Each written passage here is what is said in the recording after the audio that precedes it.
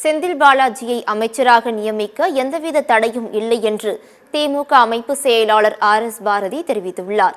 சென்னை அண்ணா அறிவாலயத்தில் செய்தியாளர்களிடம் பேசிய அவர், டெல்லிக்கு செல்ல உள்ள முதலமைச்சர் தமிழ்நாடு மக்களின் கோரிக்கைகளை பிரதமரிடம் முன்வைக்க உள்ளதாக தெரிவித்தார். முதலமைச்சரின் டெல்லி பயணம் வெற்றி தரும் என RS பாரதி தெரிவித்தார்.